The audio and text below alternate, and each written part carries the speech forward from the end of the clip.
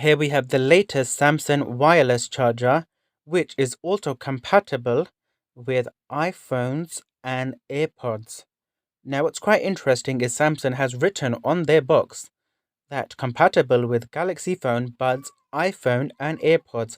Now, I think that's quite a good move for Samsung, to incorporate Apple.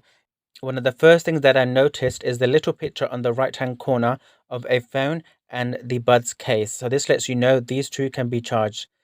In the center, there is a small light, and at the front, there is also a small light. So once these two are placed together, they charge. Now there is a USB-C connection at the back, and I do like the two-toned color here. The back has two small grips which prevents the charger from sliding off on a surface. Now it is extremely lightweight, which is very good.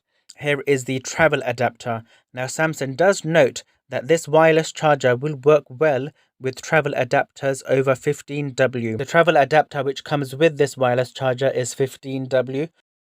Here we have the USB A to C cable, which is 1.5 meters long, so it's quite long, which is always a plus sign.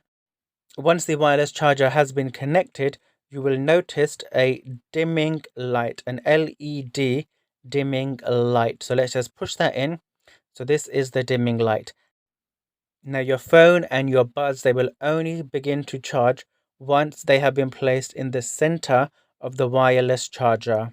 If you placed it in the corners and the edge, they will not charge. So you can see both lights have come on. This means they are charging. Once you remove the Buds, the light will switch off. You place it back on, both lights will switch on. Now let's test this. Let's move the Buds around the edges. Nope, not charging. Not charging, because they need to be in the center like this, and then they begin to charge. Would I recommend this wireless charger? Absolutely. It's very lightweight, durable, and it also connects to Apple products.